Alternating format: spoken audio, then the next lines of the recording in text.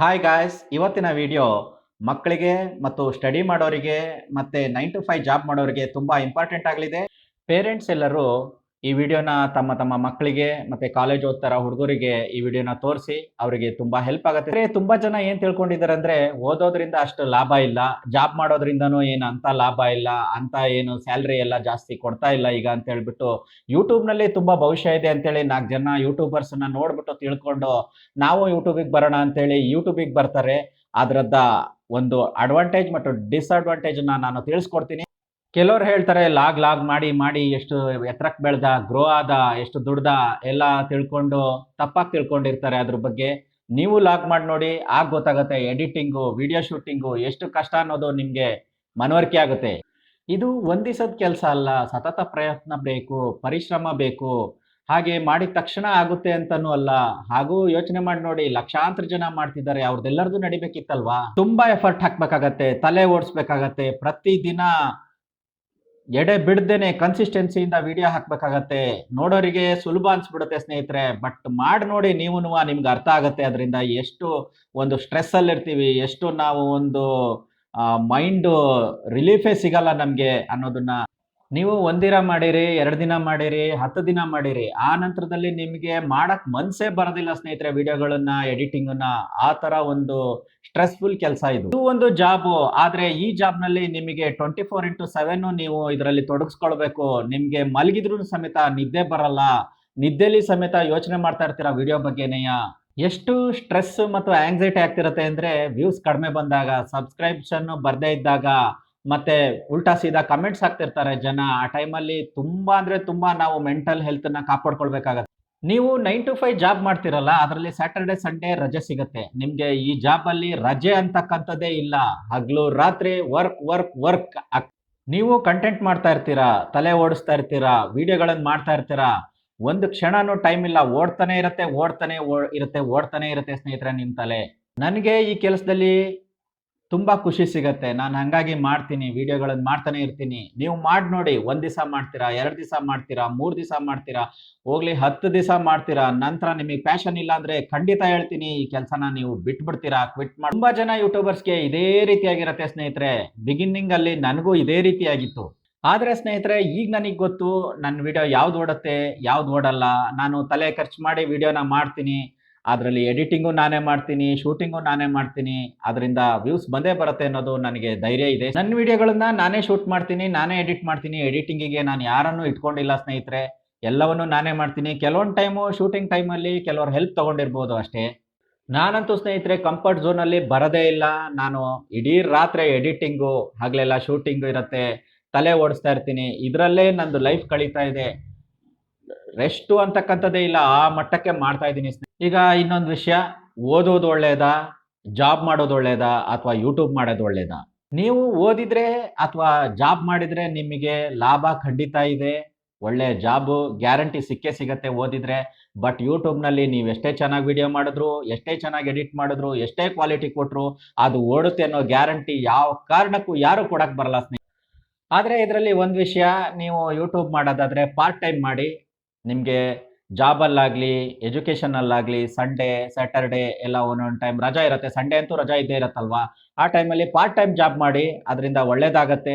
ನಿಮಗೆ ವಿಡಿಯೋಸು ಚೆನ್ನಾಗಿ ಓಡ್ತು ಅಂತ ಇಟ್ಕೊಳ್ಳಿ. ಓಡ್ತು ಅಂತ ಹೇಳ್ಬಿಟ್ಟು ನೀವು ವಿಡಿಯೋ ಹಾಕೋದನ್ನ ಬಿಟ್ಬಿಟ್ರೆ, ಕನ್ಸಿಸ್ಟೆನ್ಸಿನ ನೀವು ಕಾಯ್ಕೊಳ್ಳಿಲ್ಲ ಅಂದರೆ ಖಂಡಿತ ಹೇಳ್ತೀನಿ ನಿಮ್ಮ ಚಾನಲ್ಲು ಟಕ್ ಅಂತ ಹೇಳಿ ಡೌನ್ ಆಗಕ್ಕೆ ಶುರು ಆಗುತ್ತೆ. ನೀವು ಡೈಲಿ ವಿಡಿಯೋ ಮಾಡ್ತೀರಾ ಮತ್ತು ಚೆನ್ನಾಗಿ ಮಾಡ್ತೀರಾ ಅಂದ್ರೆ ಮಾತ್ರ ನಿಮ್ಮ ಚಾನಲ್ ನಡೆಯೋದು, ಇಲ್ಲ ಅಂದ್ರೆ ನಿಮ್ಮ ಚಾನಲ್ಲು ಡೌನ್ ಲಿಸ್ಟಿಗೆ ಹೋಗ್ಬಿಡುತ್ತೆ. ನಾನು ನೋಡಿ, ನನ್ನದೊಂದು ಸಣ್ಣದು ಟಿವಿ ಸರ್ವಿಸ್ ಸೆಂಟ್ರು, ಮತ್ತೆ ಮೊಬೈಲ್ ಸರ್ವಿಸು, ಮೊಬೈಲ್ ಆಕ್ಸೆಸರೀಸು, ಮತ್ತೆ ಕಂಪ್ಯೂಟರ್ ವರ್ಕು, ಆನ್ಲೈನ್ ವರ್ಕನ್ನ ಮಾಡ್ತೀನಿ. ಅದರದ್ದೊಂದು ಸಣ್ಣ ಶಾಪ್ ಇದೆ. ಅದ್ರ ಜೊತೆಗೆ ನಾನು ಪಾರ್ಟ್ ಟೈಮ್ ಜಾಬ್ ಆಗಿ ಯೂಟ್ಯೂಬನ್ನ ಆಯ್ಕೆ ಮಾಡಿಕೊಂಡು ಮಾಡ್ತಾ ಇದ್ದೀನಿ. ನನಗೆ ಗೊತ್ತು ಬೆಳಗಿಂದ ಸಂಜೆ ತನಕ ನಾನು ಏನು ಮಾಡಬೇಕು ನಾನು ಗ್ರೋ ಆಗಲಿಕ್ಕೆ ಅಂತೇಳಿ. ಅದ್ರ ಪ್ರಕಾರನೇ ನಾನು ಡಿಸಿಪ್ಲಿನ್ನಿಂದ ಮಾಡ್ತಾ ಇದ್ದೀನಿ ಯೂಟ್ಯೂಬ್ನ. ಒಬ್ಬ ಸಕ್ಸಸ್ಫುಲ್ ಮತ್ತೆ ಇನ್ನೊಬ್ಬ ಅನ್ಸಕ್ಸಸ್ಫುಲ್ ಮನುಷ್ಯನಲ್ಲಿರುವ ವ್ಯತ್ಯಾಸ ಏನು ಅಂದರೆ, ಒಬ್ಬ ಸಕ್ಸಸ್ಫುಲ್ ಮನುಷ್ಯ ನಾನು ಬೆಳಗಿಂದ ಸಂಜೆ ತನಕ ಏನು ಮಾಡಬೇಕು ಅಂತೇಳಿ ಗೊತ್ತಿರುತ್ತೆ. ಅವನು ಟೈಮನ್ನು ಚೆನ್ನಾಗಿ ಎಕ್ಸಿಕ್ಯೂಟ್ ಮಾಡ್ಕೊಳ್ತಾನೆ, ಅದನ್ನು ಬಳಸ್ಕೊಂಡು ಅದನ್ನ ಎಕ್ಸಿಕ್ಯೂಟ್ ಮಾಡಿಕೊಂಡು ಜೀವನನ ಮುಂದುವರಿಸ್ತಾನೆ ಮತ್ತು ಯೂಟ್ಯೂಬ್ ಲಾಗ್ ಮಾಡ್ತಾನೆ. ಈ ಅನ್ಸಕ್ಸಸ್ಫುಲ್ ಮ್ಯಾನ್ ಇರ್ತಾನಲ್ಲ, ಅವನು ಬೇರೆಯವ್ರ ಬಗ್ಗೆ ಮಾತಾಡೋದು, ಬೇರೆಯವರಿಗೆ ಕೆಟ್ಟದಾಗಿ ಕಮೆಂಟ್ ಮಾಡೋದು, ಆಮೇಲೆ ಇಡೀ ದಿನ ವಿಡಿಯೋಗಳನ್ನ ಸ್ಕ್ರೋಲ್ ಮಾಡ್ತಾ ಇರೋದು, ತಪ್ಪಾಗಿ ಮಾತಾಡೋದು, ಇದನ್ನೇ ಮಾಡ್ಕೊಂತ ಅವನ ಜೀವನದಲ್ಲಿ ಯಾವತ್ತೂ ಸಕ್ಸಸ್ಫುಲ್ ಆಗೋದೇ ಇಲ್ಲ ಸ್ನೇಹಿತರೆ. ಇಬ್ಬರ ಹತ್ರನೂ 24 ಗಂಟೆ ಟೈಮೇ ಇರುತ್ತೆ, ಬಟ್ ಅವರಿಗೆ ಯಾವ ರೀತಿ ಬಳಸ್ಕೋಬೇಕು ಅನ್ನೋದು ಗೊತ್ತಿರಬೇಕು ಸ್ನೇಹಿತರೆ. ಆ ಟೈಮ್ನ ಯೂಟ್ಯೂಬ್ನಲ್ಲಿ ಕನ್ಸಿಸ್ಟೆನ್ಸಿಯಾಗಿ ನೀವು ಕೆಲಸ ಮಾಡಿದ್ರೆ ಡೆಫಿನೆಟ್ಲಿ ಆಗಿ ನಿಮ್ಮ ಚಾನಲ್ ಗ್ರೋ ಆಗೇ ಆಗುತ್ತೆ. ನೀವು ಯೂಟ್ಯೂಬೇ ಆಗಲಿ ಅಥವಾ ಬೇರೆ ಏನೇ ಜಾಬ್ ಮಾಡ್ತಾ ಇರಿ ಅಥವಾ ಬಿಸ್ನೆಸ್ ಮಾಡ್ತಾರೆ, ಏನೇ ಮಾಡ್ತಾ ಇರಿ, ನೀವು ಸ್ಮಾರ್ಟ್ ವರ್ಕ್ನ ಮಾಡಬೇಕು. ಇಲ್ಲಾಂದ್ರೆ ನೀವು ಯಾವ ಕಾರಣಕ್ಕೂ ಗ್ರೋ ಆಗಕ್ಕೆ ಸಾಧ್ಯನೇ ಇಲ್ಲ. ಎಲ್ಲರೂ ಅನ್ಕೊಳ್ತೀರಾ ಶೂಟ್ ಮಾಡೋದು, ಎಡಿಟ್ ಮಾಡೋದು, ವಿಡಿಯೋನ ಹಾಕೋದು ಅಷ್ಟೇನೆಯ ಗ್ರೋ ಆಗ್ಬಿಡುತ್ತೆ ಚಾನಲ್ ಅಂತೇಳಿ. ಆದ್ರೆ ಆ ರೀತಿ ಅಲ್ಲ ಸ್ನೇಹಿತರೆ. ಆಡಿಯನ್ಸು ನಿಮ್ಮ ವಿಡಿಯೋನ ನೋಡ್ಬೇಕಲ್ಲ. ಯಾಕೆ ನೋಡ್ಬೇಕು ನಿಮ್ಮ ವಿಡಿಯೋನ?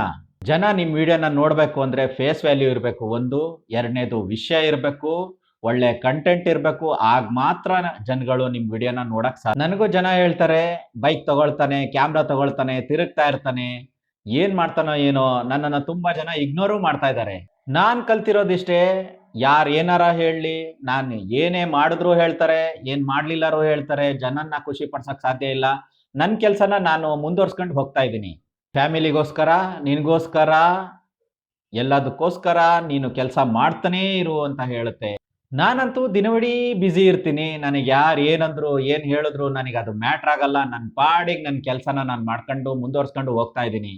ನನ್ನ ಹತ್ರ ಇರೋ ತುಂಬ ಒಂದು ದುಬಾರಿ ವಸ್ತುಗಳೆಂದರೆ ನನ್ನ ಫ್ಯಾಮಿಲಿ, ಮತ್ತು ನನ್ನ ಪೀಸ್ ಆಫ್ ಮೈಂಡು, ನನ್ನ ಹೆಲ್ತು.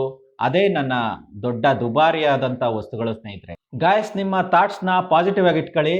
ನಿಮ್ಮ ಥಾಟ್ಸ್ ಹೇಗಿರುತ್ತೋ ನೀವು ಆ ರೀತಿ ಬೆಳಿಬೋದು, ಒಳ್ಳೆಯವರಾಗ್ಬೋದು, ಜೀವನದಲ್ಲಿ ಚೆನ್ನಾಗಿ ಬದುಕ್ಬೋದು. ನಾನಂತೂ ಯಾವಾಗಲೂ ನನ್ನ ಫ್ಯಾಮಿಲಿ ಬಗ್ಗೆನೇ ಯೋಚನೆ ಮಾಡ್ತಾ ಇರ್ತೀನಿ, ನನ್ನ ಗ್ರೋ ಬಗ್ಗೆ ಯೋಚನೆ ಮಾಡ್ತಾ ಇರ್ತೀನಿ. ನನ್ನ ಹತ್ರ ಜಾಸ್ತಿ ಟೈಮ್ ಇಲ್ಲ ಸ್ನೇಹಿತರೆ. ಹಾಗಾಗಿ ಏನೇ ಬಂದರೂ ಏನೇ ಆದರೂ ನಾನು ಎಲ್ಲವನ್ನು ಇಗ್ನೋರ್ ಮಾಡಿಕೊಂಡು ಮುನ್ನುಗ್ತಾ ಇದ್ದೀನಿ. ಒಂದು ವರ್ಷನಾದರೂ ನೀವು ಯೂಟ್ಯೂಬನ್ನ ಪಾಸಿಟಿವ್ ಆಗಿ ಮಾಡ್ಕೊಂಡೋಗಿ, ನಿಮ್ಮ ಲೈಫ್ ಚೇಂಜ್ ಆಗುತ್ತೆ. ಎಲ್ಲರೂ ಇದನ್ನೆಲ್ಲ ಯೂಟ್ಯೂಬ್ ಜರ್ನಿಯನ್ನ ಶುರು ಮಾಡ್ತಾರೆ, ಬಟ್ ಕೊನೆಯನ್ನ ಯಾರು ಮಾಡೋದಿಲ್ಲ. ಯೂಟ್ಯೂಬಲ್ಲಿ ಕನ್ಸಿಸ್ಟೆನ್ಸಿ ತುಂಬಾ ಮುಖ್ಯ.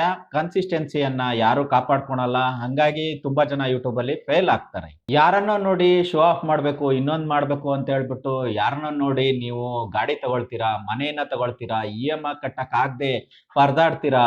ಈ ತರ ಎಲ್ಲ ಯಾಕೆ ಮಾಡ್ತೀರಾ ಸ್ನೇಹಿತರೆ? ಮೈಂಡ್ ಅನ್ನ ಚೆನ್ನಾಗಿ ಇಟ್ಕೊಳ್ಳಿ. ಅದೃಷ್ಟದ ಮೇಲೆ ಅಂತ ಏನು ಭರವಸೆ ಇಟ್ಕೊಳ್ಬೇಡಿ. ಸಾಧ್ಯವಾದಷ್ಟು ಕಷ್ಟಪಟ್ಟು ಸ್ಮಾರ್ಟ್ ವರ್ಕನ್ನು ಮಾಡಿ ಯೂಟ್ಯೂಬಲ್ಲಿ ಗ್ರೋ ಆಗ್ಬೋದು. ಎಲ್ಲರೂ ಹೇಳ್ತಾರೆ ಅದೃಷ್ಟ ಆಯ್ತು ಅವನಿಗೆ, ಆಯಿತು.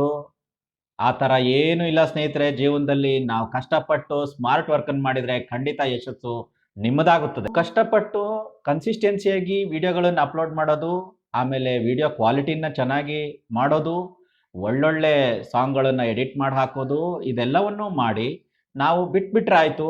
ಉಳಿದಿದ್ದನ್ನೆಲ್ಲ ಸ್ಮಾರ್ಟ್ ವರ್ಕನ್ನು ಮಾಡೋದು ಅಷ್ಟನ್ನು ಮಾಡಿ ಬಿಟ್ಬಿಟ್ರೆ ಆಯಿತು. ಉಳಿದಿದ್ದನ್ನೆಲ್ಲ ದೇವರಿಗೆ ಬಿಡೋಣ. ಓಕೆ, ಈ ಲಾಗ್ನ ಇಲ್ಲಿಗೆ ಎಂಡ್ ಮಾಡ್ತೀನಿ. ಓಕೆ, ಇದು ನಿಮಗೆ ಅರ್ಥ ಆಗಿರುತ್ತೆ ಅಂತೇಳಿ ನಾನು ಅಂದ್ಕೊಂಡಿರ್ತೀನಿ. ಬಾಕಿ ನೀವು ಈ ವಿಡಿಯೋದ ಬಗ್ಗೆ ಕಮೆಂಟ್ ಹಾಕಿ ಏನು ಎತ್ತ ಅಂತೇಳಿ. ನನಗೆ ಈ ವಿಡಿಯೋನ ಮಾಡಬೇಕು ಅನಿಸಿತ್ತು ಈ ಟಾಪಿಕ್ ಬಗ್ಗೆ, ಅದಕ್ಕಾಗಿ ಮಾಡಿದ್ದೀನಿ. Okay, thank you so much watching.